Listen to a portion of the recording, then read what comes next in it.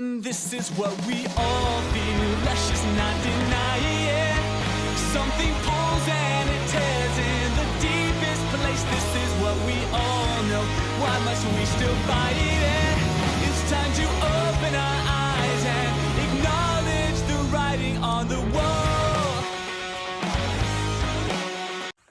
Hey guys, Jay Young here with Young Red Angus. Thank you so much for making this video a part of your day. So it is March here in Western Kansas, which means we have to be getting our oat cover crop mix in so that our cattle can have something to graze the end of May all the way through the end of June. We also this year planted a quarter of oats just to harvest for grain to see how that goes. We've done it in the past, kind of blew up in our face, so we're hoping we'll see different results this year. So that's what we did. We planted a quarter of oats, and then we did about 220 acres of an oat cover crop based mix that the cows can graze in the month of June. If you don't know, here at Young Red Angus, we graze our cattle on cover crops year round, whether it's cover crops or over the winter, having them on milo stalks, corn stalks. They're on forage. So we have to have something planted here in March for them to graze, and so that's what we're talking about in this video, is treating our oats with compost extract, specifically treating them with Fed and Happy's product, their compost. So this episode is sponsored by Fed and Happy. Fed and Happy, thank you for sponsoring the episode. Go to fedandhappy.com so you can purchase the compost that we're talking about in this video. And with that, let's walk and I'll show you guys what their compost looks like. I've got it here in the shed. Yeah, it's pretty cool. All right, so this is Fed and Happy's product. It is a compost that they make. He's got places all over the United States, but this compost came from Hutch. They have a giant building where they make this compost in. They've got 5,000 tons of this compost, and it takes about 18 months for it to get done. It's got a really cool method of making it. But anyway, why did I choose this over Johnson Sioux? Well, I didn't choose it over Johnson Sioux.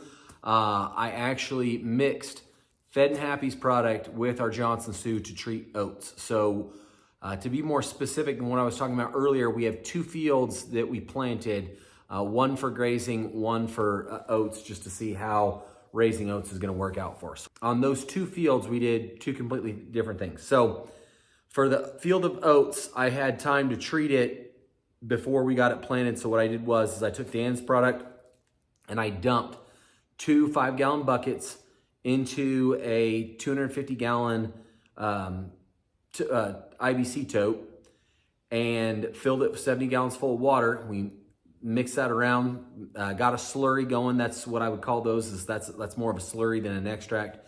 But anyway, that was more than what we needed for the 13,000 pounds that we treated of oat seed. We really only needed about 32 gallons of extract, which would have meant like 15 pounds. And I bet we were close to 50 pounds of Fed and Happy's product, but I wanted that slurry to be on there thick. So if you're gonna do it that way, the way that we did it, what we did is we got our auger out, we hung the IBC tote over the auger while we dumped the oats onto the auger and ran it up into a truck. So if you're gonna do it that way and you get it as thick as we did, that's too thick. If you're gonna let it sit for a few days, it's gonna set up. And so what I would do is let it run onto your truck, let it sit for 2 hours, run it back onto another truck. It still looks wet for me. That still looked wet after doing that. I ran it back onto the truck that it was on, and that seemed to work out fine. We got it loaded a couple days later, got it planted. The situation for the cover crops was slightly different. I was kind of pressed for time because of different things that happened. And so what I did is I got a lick tub like this, and I dumped a 5-gallon bucket of Dan's Fed and Happy product. Did not mix my compost in. And the reason this is why I like the Fed and Happy's product is because Dan already has taken it through a filtration process and screened it so that it's a lot finer compost, and it's gonna break down and dissolve and treat better. Where my compost has wood chips in it, you have to run it through kind of a straining process. let me show you that real quick. This is how we strained the compost, my compost, when we treated it. This is how we strained the compost when we made our slurry. So we ran it through that screen, got it in the lick tub, and then dumped it in the IBC tote. So we did, the 2 buckets of Dan's and then like half a bucket of our compost. And we had to strain it through the strainer. Kind of forgot that process. Sorry about that. So when we did the oats on the oat cover crop mix, what we did is like I was saying just a little bit ago, we got a lick tub like this, and we got a 5-gallon bucket of Dan's compost, dumped it in the lick tub, and just took a stick, made the slurry round, I cleaned out 2.5 gallon jug like this. When I do these things, I make sure I'm doing something like crop oil or something like that is gonna clean out easy. It doesn't have chemicals like glyphosate or something like that. But anyway, would fill up these 2.5 gallon jugs, and then I would take my tote of cover crops that had the cover crop mix in it. I'd hold it over the auger, and I would dump this on. I saw water in it. Then we would dump these jugs of the compost mix onto the cover crop seed as it was going on to the truck. So that's how we treat it. And that took quite a bit. That took like an hour and a half to do the bags of oats, mainly because it was by myself and I was hooking on to those bags of oats with the Bobcat. So remember, when you're treating your seed, if you want it really thick, you want to move it from truck to truck at least once, maybe twice, depending on how much product you get on there. If you don't want to move it, 5 gallons for 2,000 pounds works perfect when you're making these slurries. And I got a lot of Dan's product in there, didn't filter it, and it went through the planter great. The other thing that I wanted to talk about in this video is just a moment of honesty.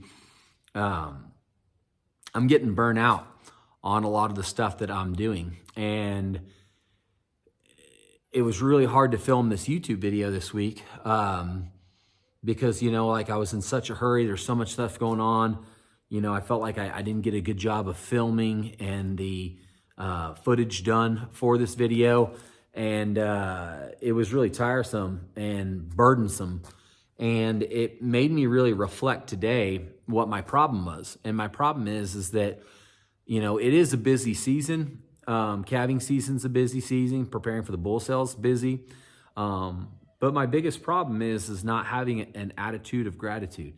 If you're thankful for what you have and what's going on in your life, and you take that time to pause, even though you're super busy, and think of all the ways you're blessed and all the way, like for me, all the ways that God is blessed my life, then it changes my perspective and it brings joy.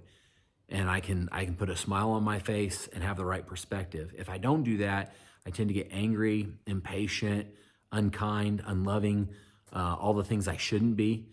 And so, my family's a lot happier when I have an attitude of thanksgiving and an attitude of gratitude. And so I've noticed how much that's impacted my life, is just taking the time to slow down and reflect on how blessed I am, how thankful I am. And just doing that, just simply pausing, changes my whole attitude. It doesn't change anything that's going on and how many things I have to do and how busy I am, but it does change my perspective, and perspective is everything. So I wanted to share that at the end of this video and let you know, doing regenerative agriculture is tough because it's so new for all of us, and it's a new journey for everyone. And it's going to mean you're going to probably end up doing more work up front because you're trying to figure it out. You're going to try to figure out how it works in your area. And that extra work can bring extra stress. And if you're not making sure that you're taking the time to remind yourself of all the things that you're thankful for, you're going to lose perspective. And I don't ever want to lose perspective. And I don't want you guys to lose perspective either. So I hope this video is helpful when it comes to treating your seed. Don't think of it as an extract when you're treating your seed. If you're not going through the extraction process, it's more of a slurry, and it's really good for your seed to get it on there thick. So if you can move it, great. If you can't, then make sure you do the less amount, which would be the 5 gallons for 2,000 pounds.